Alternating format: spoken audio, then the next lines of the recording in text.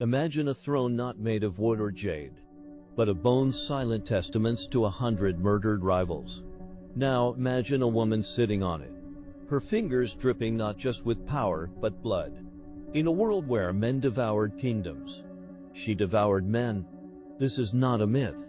This is the terrifying true story of Wu Zetian. China, 7th century. The Tang dynasty was at its peak: art, poetry, and opulence.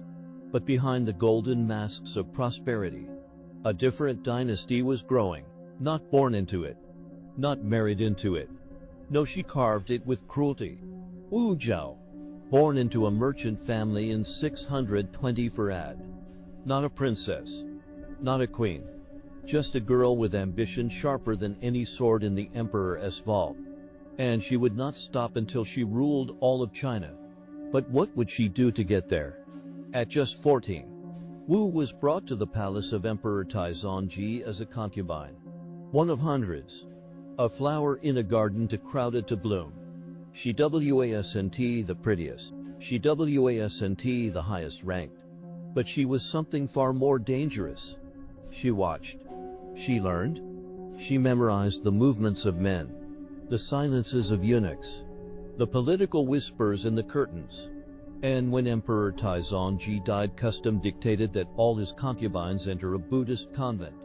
But Wu, she had already decided she would return to the palace, by any means. While the other women resigned themselves to prayer and obscurity, Wu plotted resurrection. She knew that the next emperor, Gaozongji, had once looked at her with something more than politeness. And when he ascended the throne, she reappeared, not as a former concubine, but as a vision. A memory returned. The emperor fell under her spell again. But the palace was not just full of desire. It was full of enemies, including the Empress herself. Here begins the blood. Wu bore the emperor a child, a daughter. But days later the baby died, strangled. Many believe Wu killed her own infant, not out of madness, not grief, but strategy. She accused the Empress of murder, of killing the innocent child in jealousy. The emperor, blinded by love or guilt, believed her. The Empress was deposed. Wu was installed, from concubine to Empress consort, and the feast of vengeance had just begun. Once Empress, Wu shed any illusion of softness. She hunted rivals like game. Her former allies became her enemies. Her enemies became fertilizer for her ambition. Some she poisoned, some she dismembered, others she made examples of.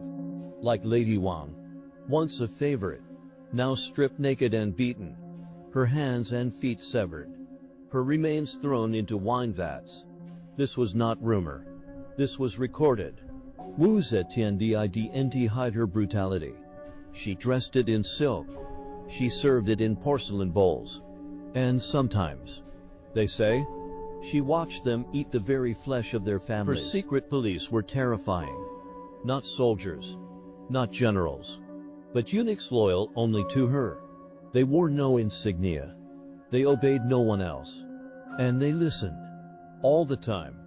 Every whisper in the court. Every breath of dissent. Every rumor of rebellion. And then they vanished. Taken at midnight. Tortured. Broken. One official was executed for dreaming that Wu would fall from power. Another was boiled alive for writing a poem she disliked. She turned paranoia into policy, and the palace became a butcher shop of ideas. But Wu's violence wasn't mindless. It was calculated. She ruled through fear and awe. She offered mercy with one hand and beheadings with the other. She created the Zhou dynasty, declaring herself emperor, not empress, the only woman in all of China's 5000-year history to claim that title. She commissioned monuments in her name. She created a secret police force larger than her military. And she rewrote history. Literally. She had records erased, ancestors renamed, and critics' families slaughtered. No legacy was safe from her ink or her blade. There were rumors, whispers of secret rooms beneath the palace. Rooms where enemies disappeared. Rooms where meat was served and no one dared ask where it came from. Was it cannibalism? Was it theater? Or was it both? Wu Zetian had discovered a deeper power than ruling. She had become terror itself, a goddess of death wrapped in imperial silk. She declared herself the Holy Mother, a divine ruler with the mandate of heaven. Statues were built, temples erected. She replaced Confucian scholars with loyal monks and philosophers who worshipped her as a deity. But power feeds on flesh, and Wu was still hungry. As she aged, her paranoia grew. Ministers were executed for speaking truth. Servants were burned alive for speaking too softly.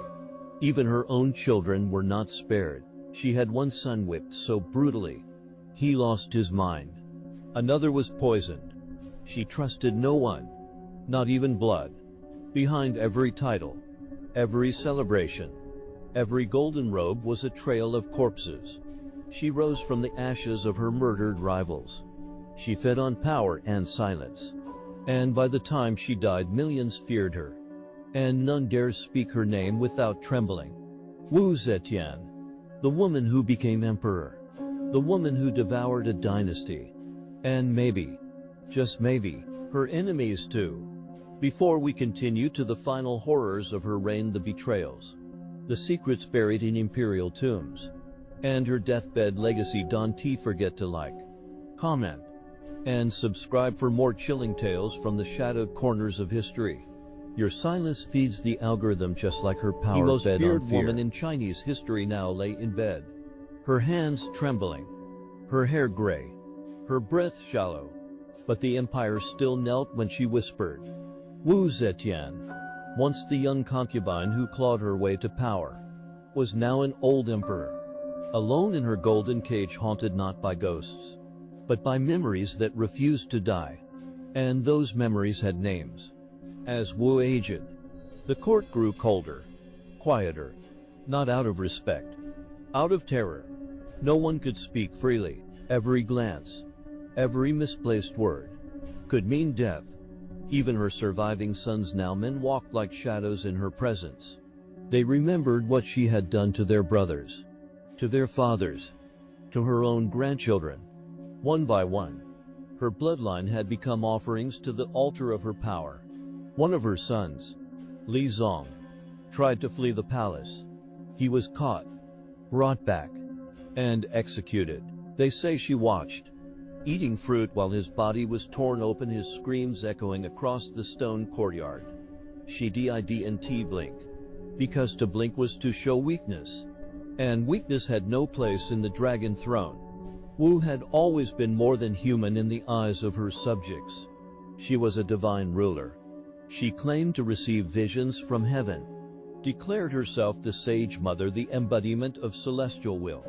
She rewrote religious texts, destroyed Confucian doctrines, had temples raised in her honor where citizens bowed not to gods, but to her face, carved in marble. This wasn't ego. It was control. Because if she were divine, then descent wasn't treason. It was blasphemy. The old scholars cried when their histories were burned. They begged for the truth to be remembered. But truth, in Wu's world, was a luxury she couldn't afford. She buried it under silk scrolls of propaganda. She erased the names of those who dared speak against her, not just from records, but from stone, from bloodlines, from memory. To disagree with her was not just to die, it was to be unmade. The rumors never stopped. They whispered that certain meals had a strange taste, that animals were not the only things butchered. The palace cooks never spoke aloud. The servants never looked you in the eye. They say a young girl once dropped a porcelain tray and Wu had her fingers severed, then sent her home with a smile. The queen had learned early power wasn't taken with kindness. It was devoured. Toward the end, Wu became obsessed with immortality.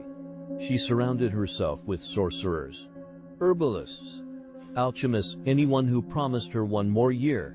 Some claimed she bathed in the blood of virgins. Others said she drank potions made from crushed pearls and crushed bones.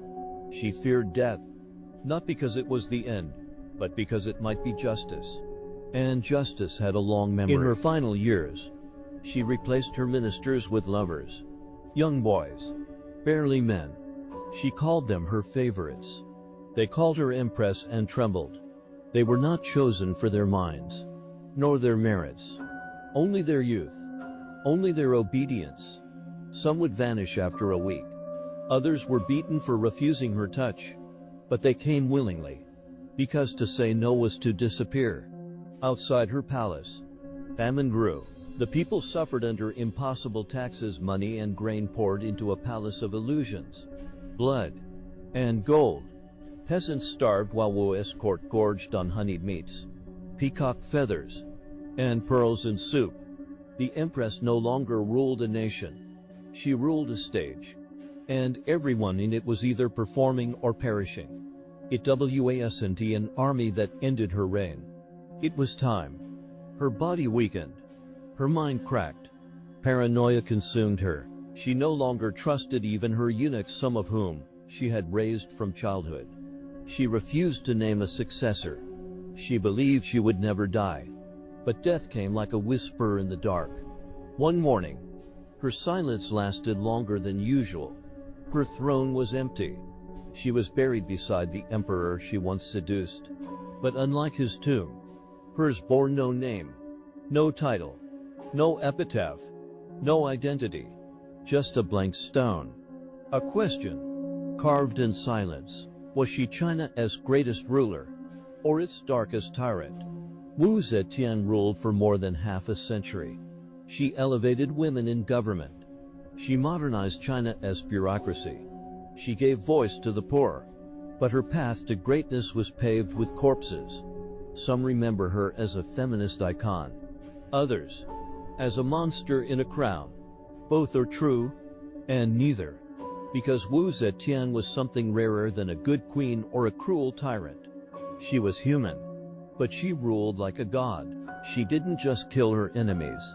She consumed them. She didn't just rewrite history. She became it. And she left behind only one thing: an empty stone. And the question, what would you do to rule the world? If this story chilled you, share it. If it made you think, comment. And if you want more dark, untold truths from history's blood-soaked shadows, subscribe to Torture History, where power always comes at a price.